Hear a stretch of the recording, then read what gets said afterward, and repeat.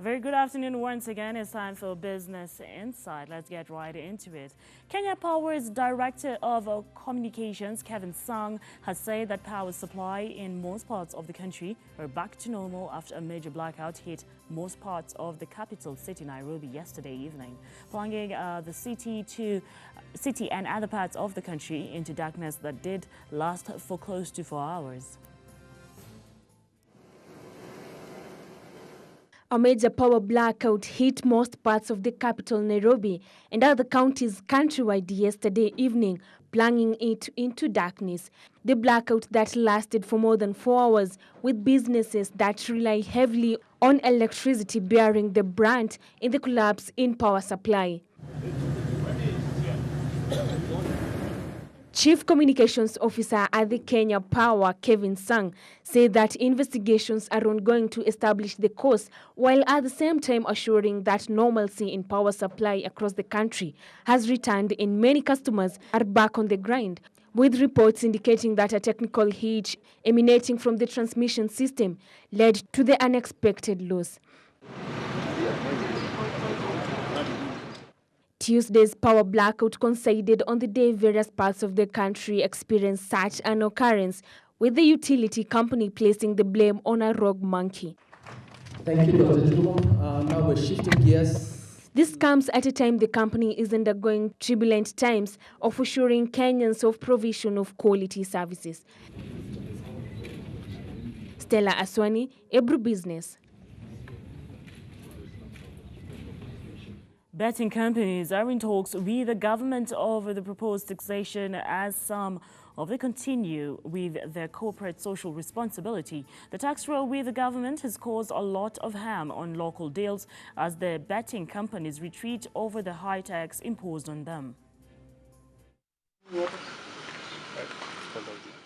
The proposed 35% tax imposed on betting companies continues to stir the betting industry in the country. That photo? Yeah.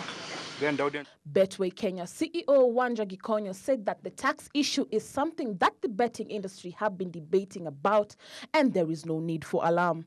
We started off the year with a CSR opportunity, so we haven't pulled out and we aren't going to. We are here to really remain with the Kenyan community and wherever there are needs. Speaking while handing over a check to Machel Children's Home in Thika, she said the tax row is in discussions with the government and they are optimistic that they will come up with an amicable solution. The ongoing tax issue is something that we've been debating and talking to the government on, so other than to say that, I won't comment much on it. Despite the tax conflict, the betting company has remained loyal to its customers as they continue with their corporate social activities as well as keeping their deals. Started off the year, like I said, with a charity presentation, and we also have other ongoing partnerships like with Madari United, etc. So for now, we're here to stay. Betting companies have been up in arms over the proposed taxation of 35% of their profit, with some threatening to withdraw their operations in Kenya, while some have already withdrawn their sponsorships to various sporting teams and events. Joy Kwendo, Ebru Business.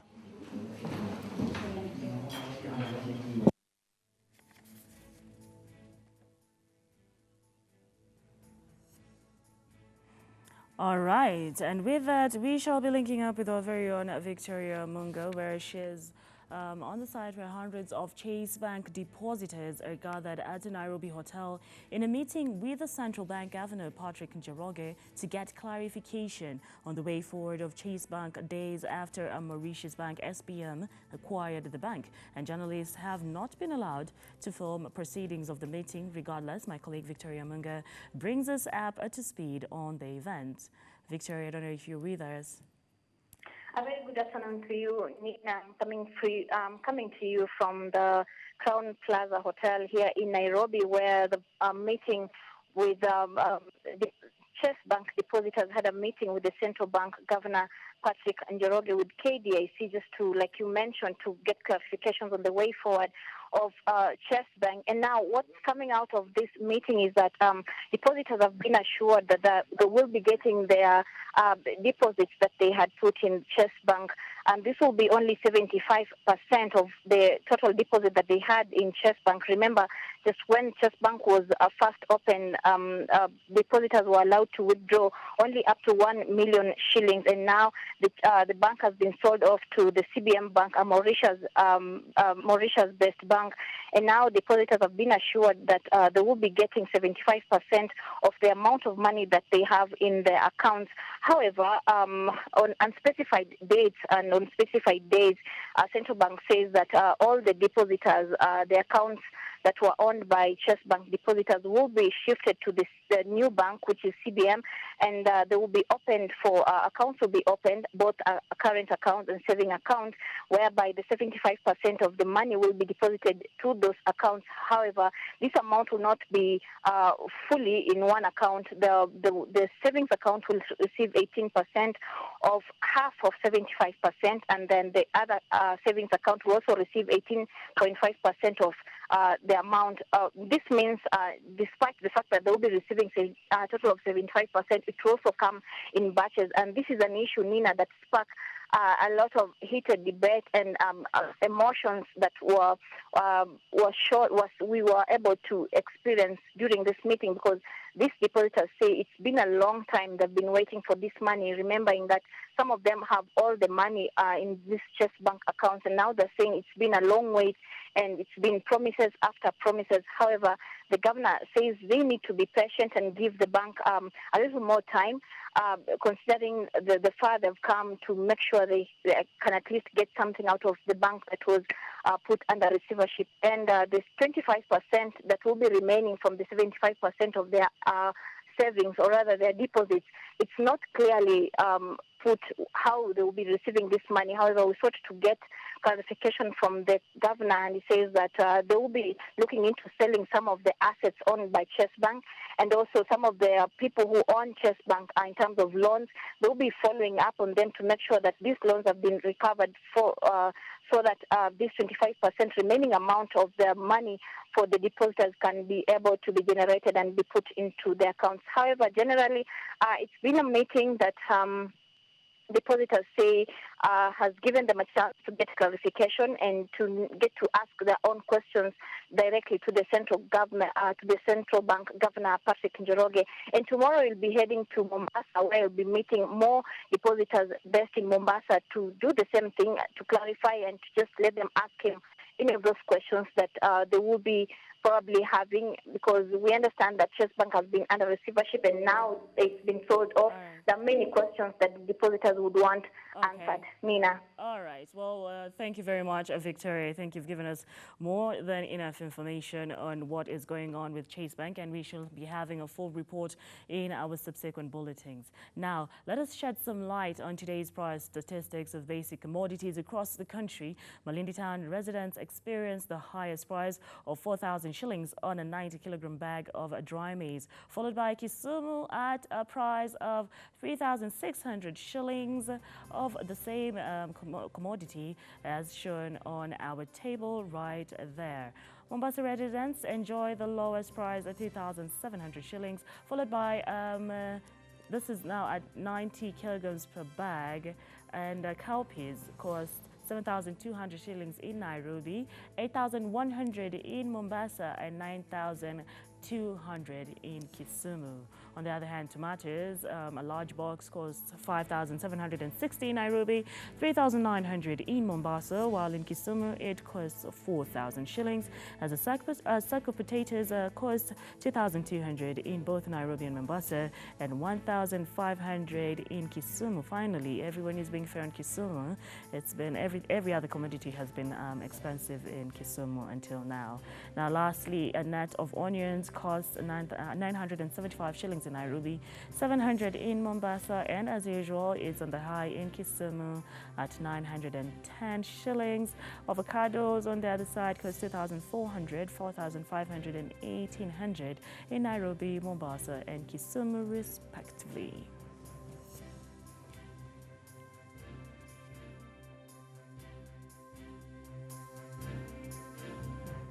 All right, and we check into our interview session, where today we're going to take a look at Uhuru and Ruto's Big Four plans. And with me to take us through, because I am just as layman as our fellow viewers, is Mr. Sahil, who's an economist and economy analyst. Mr. Sahil, thank you very much for joining us. Pleasure. Yes, now maybe you can start off by breaking it down to us. Let's first put it out there. What Uhuru's big plans? We have security, we have manufacturing. Carry on. Yes, so President Uhuru Kenyatta has identified 4 priority sectors. The first one being food security, which is based around agriculture. The second being manufacturing, to transform Kenya into a global manufacturing hub. The third being affordable healthcare for all. And the fourth being affordable housing. Affordable housing, where they even weren't, they want to see 500,000 people to own their own houses. Yes. Now, compared to how they performed, maybe you can give us a statistics and a comparison, how they performed in the past 5 years and how they're set to perform now, or rather their ambitions. Would you say this are credible? Yes, well, so the first 5 years was defined primarily by the medium-term plan 2, which is based on the Vision 2030. This time it's slightly different, where we will have a medium-term plan 3 that is coming out a few months from now, but we will also have the Big Four plan. And the Big Four plan is a legacy plan for President Uhuru Kenyatta. So it differs slightly in terms of delivery. President Kenyatta is under pressure to deliver in his last term and really make a considerate effort on improving the livelihoods of all Kenyans. All right. Maybe you can now take us one by one. We're starting with food. What exactly is he planning to do in Martin's agriculture? Yeah, so as your commodity prices mentioned, there's a lot of differences and discrepancies in prices across the country. Maize especially. We had a very big drought last year that affected the price of maize and the price of unga. Considering it's a staple food. Yes, precisely. This has a pronounced impact on the economy as a whole. So when maize prices fluctuate, the price of inflation also fluctuates. And general price of living also significantly deteriorates with the rising maize prices. Of course, yeah. So that is big consideration with regards to his upcoming 5 years, trying to stabilize the situation, reduce Kenya's dependence on maize as a primary food source, and diversify our crop base. Okay, I don't know how exactly that is going to work. Maybe you can help me with this. Considering the drought that we had in the year 2016-2017, and then we also had the electioneering period that took 123 days. So how fast are we going to go back to normal? Because I do understand that our economy we've backtracked just a bit. Yes, certainly. So the projections for economic growth for 2017 are below 5%. Yeah. The World Bank released their Kenya Economic Update in December, signaling about 4.9% growth. The government's official number is around 5.1%, so it's not that much different, but that was significantly lower than initial assessments. Okay. Having said that, the Kenyan economy was very resilient in 2017, given the fact that we had 2 election runs.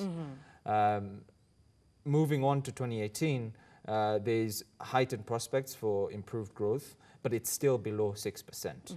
So the World Bank, again, has projected 5.5% growth for Kenya for 2018. The Kenya Business Guide, on the other hand, has projected 5.8%, which is slightly optimistic and puts into consideration this Big Four plan that President Uhuru Kenyatta has really placed an emphasis on. And with still on Martin's agriculture, what does this mean to the common Mwananchi? When will they be able to come back and buy their maize or their unga at a stable price? Yes, so there was the subsidized unga that was out there in the past few months, and that's set to finish off in the coming months. So the government really has to make a concerted effort at improving the supply of maize. Primary to that is irrigation. The biggest threat to agriculture and food security and the price of unga and maize is the drought and climate change. So irrigation efforts are underway. I'm sure you know the Galana irrigation scheme. That's planned to have a significant impact on the supply of maize. Just 2 days ago, the government has offered a tender to begin the initial piloting of maize production along the Galana scheme. Okay. And this should have an immediate impact within the first 2 years. All right. Let's check into security. What's going on there? So security in general is based on two things. There's the food security issue, which is around maize. But security in general is around the impact of both internal destabilizing and external threats. Recently, there's been some significant activities of the Al-Shabaab in Mandera, and there's been some attacks that have been going on. This, in the initial first 5 years of President Uhuru Kenyatta, was a big concern. Yeah. It has sort of marginalized since there. Yes, yeah. precisely. But I do believe it's still on the priority for the president. And it really does affect the macroeconomic trends, Yes. especially foreign direct investment. Yes, it affected markets, especially tourism, and tourism being an economy driver in the country. I'd like us to cross over to jobs, especially when it comes to the youth. When Uhuru Kenyatta and his deputy, William Ruto, checked in, they promised the youth a certain number of jobs in the first 5 years, which was complete opposite. So what are we set to see this next 5 years? So the focus on jobs that's the Big Four plan has placed is primarily around manufacturing. Across the world, manufacturing sectors are the primary drivers of both job creation and wealth creation. In Kenya, we've sort of lagged behind in terms of the manufacturing sector. And the largest contributor of GDP growth has actually been services, not manufacturing. Manufacturing ranges around 11 to 12% of Kenya's GDP, which is not significant at all. The Big Four plan on manufacturing emphasizes turning Kenya into a global manufacturing hub, leveraging on our geographic position and access to the African market.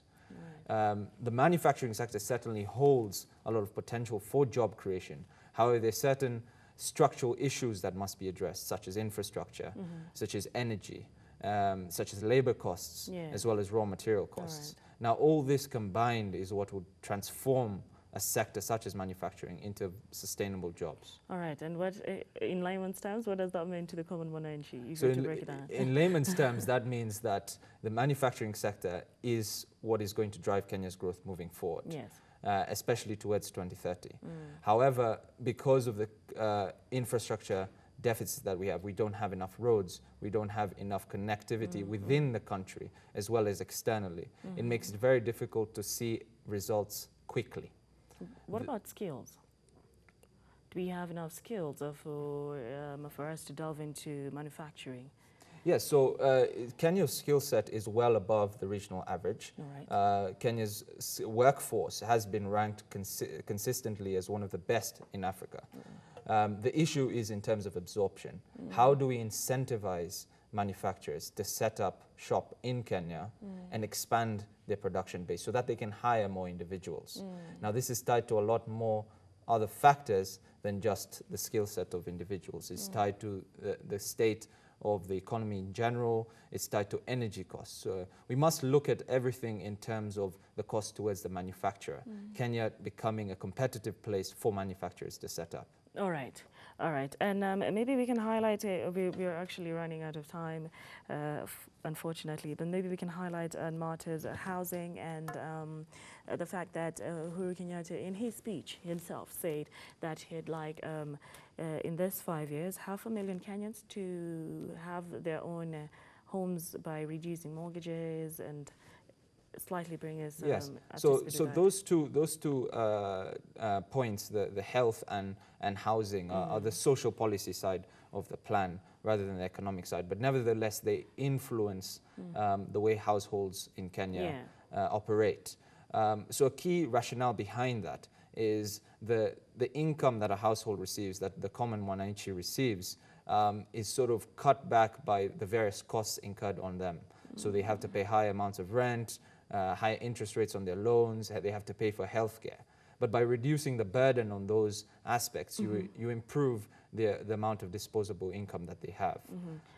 Well, how sustainable is this, considering Uhuru Kenyatta mentioned mortgages, and we're already seeing the banking sector having some troubles. So what is the way forward from where you sit? Yeah, certainly. There is a big issue in terms of the access to finance and the access to affordable finance in terms of mortgages or various other loans.